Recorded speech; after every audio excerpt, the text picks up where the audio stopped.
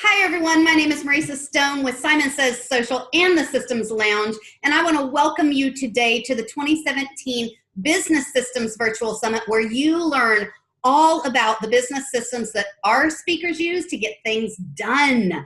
Today, I am super excited to have Cat Stancik here with us.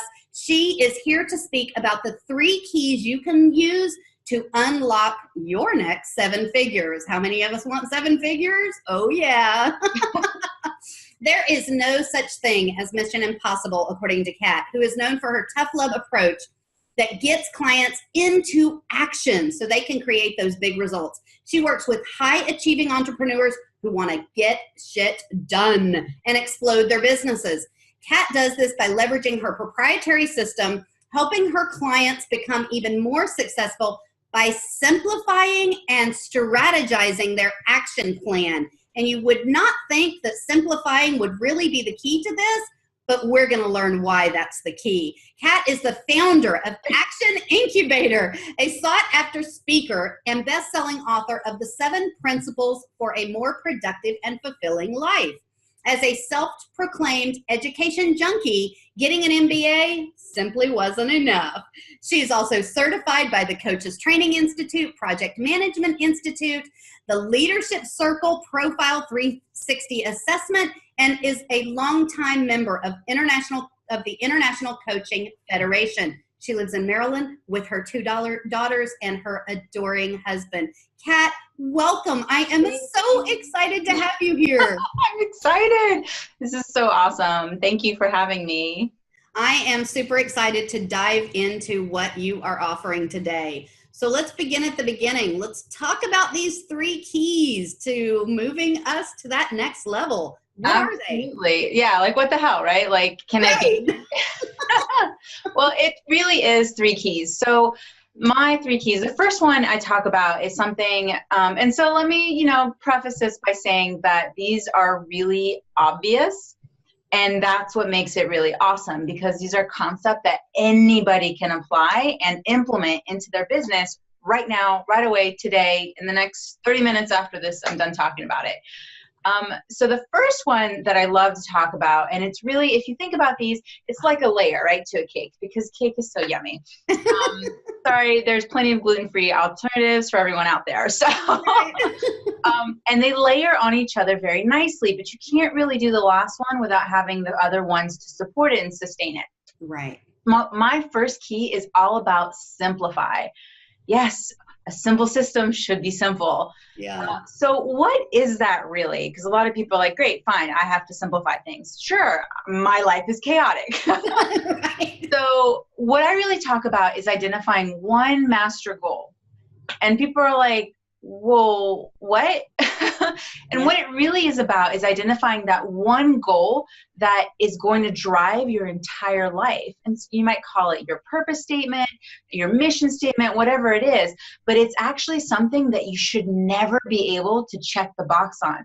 Because if you think about all the things you've ever accomplished in life, you've kind of accomplished it and you've gone, yay, okay, what's next? Especially as an entrepreneur, like, hey, I wanted to make, $50,000 this year. Okay, I did it. What next? Oh, I wanted to make $250,000. Yay. What next? Right? Right. So it's something that you want to have as a master goal, because it drives all the things that you're going to do, especially when it comes to, making money, getting more clients, having more impact. But you want to have that as the thing that really drives all the other sub goals that really help support that and create that really solid infrastructure. And so I do want to address, like, the biggest fear that's associated with this is it's too big, right? Yeah. It'll never happen. I'm never going to be a millionaire. I'm never going to be a billionaire. Right. Like, if you think billionaire, because let's be real, billionaire is the new millionaire, right? Like, we've gone beyond the phase. It's like, it's not about your 6 figures. It's the next 7 figures, right? And so that's what really keeps people stuck, right? And they don't even ever commit to this one big audacious goal, right, because they're afraid. Yeah. So the biggest mistake that I see people making in that is that they basically say, okay, let's say you get over your fear, right? You've got this huge elephant, and we've all heard this analogy before, but you can't eat the whole thing.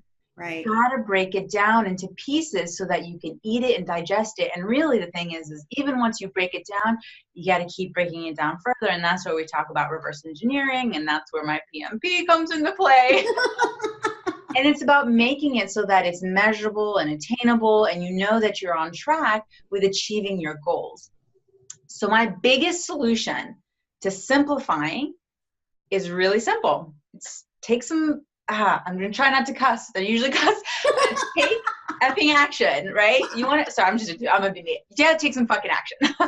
Yeah. You really got to get out there and do it and be persistent, because that's what's going to make an entrepreneur go from the smaller phase, which, hey, we've all started off there, to that next level. It's not a mystery. It's consistency. It's persistence. It's showing up every day. And it's a numbers game. So many calls will lead to so many closed sales. Mm-hmm. It's not confusing it's pretty simple. Yeah, that totally makes sense. Can you give us an example of identifying?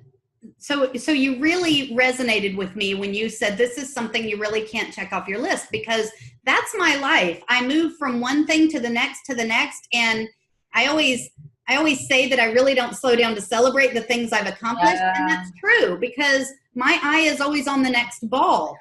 Yeah. What is a master goal that I wouldn't be able to check off my list? It's your impact, right? So for example, what is it? Great example. You've got Mother Teresa, right?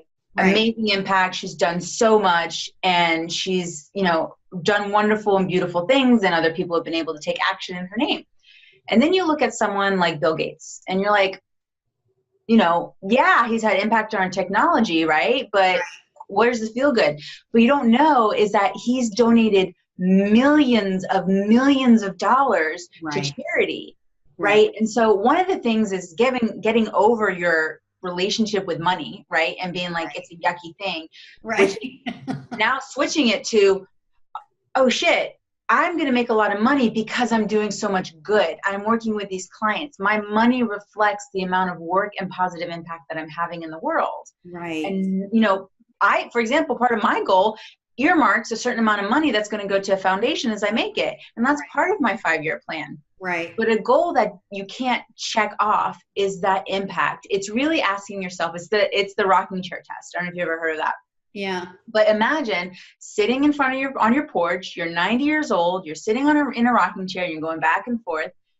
What are the things that you'll have done what are the things that you didn't do?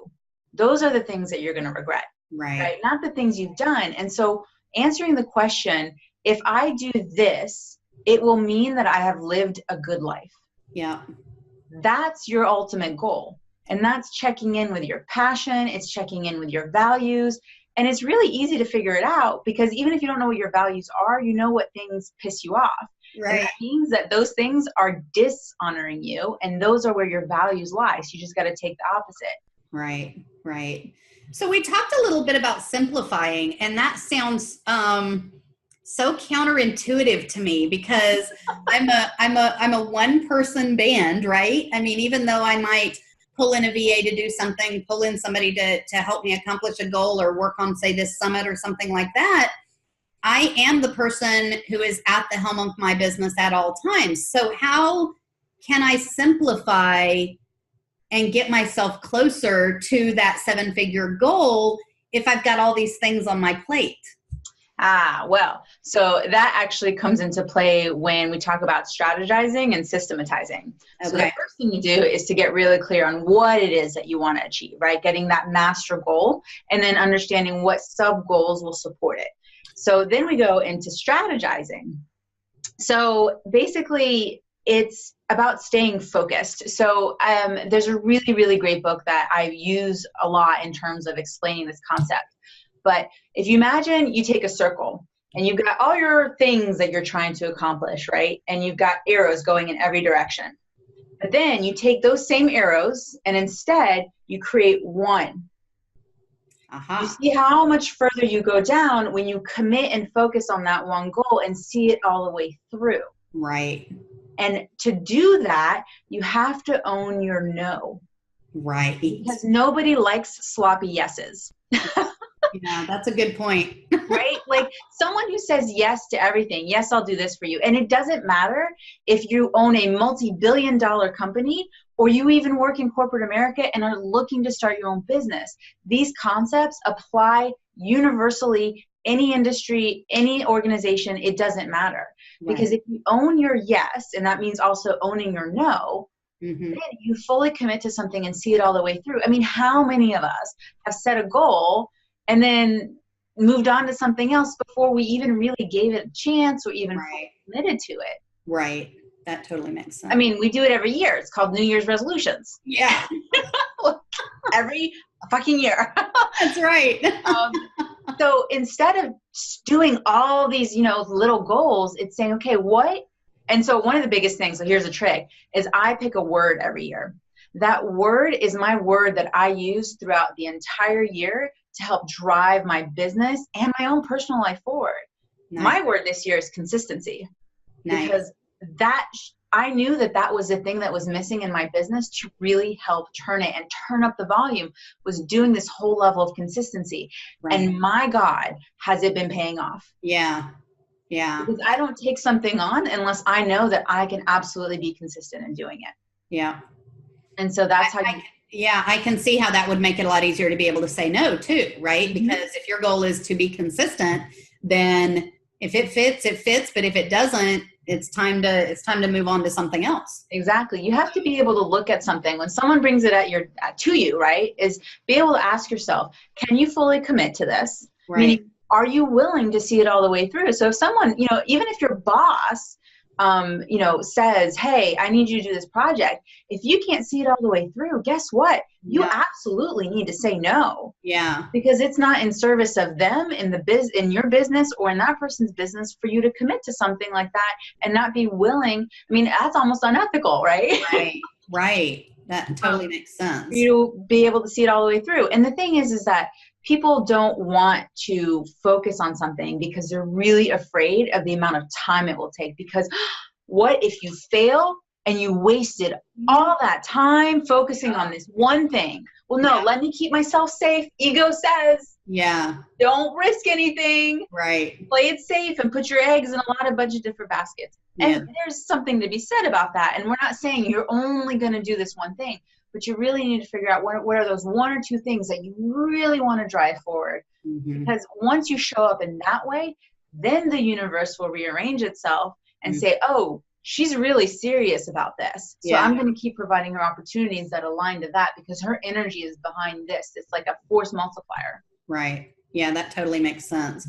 So one of the things that we were talking about or planning to talk about in this first interview is, how do I figure out kind of where I'm at?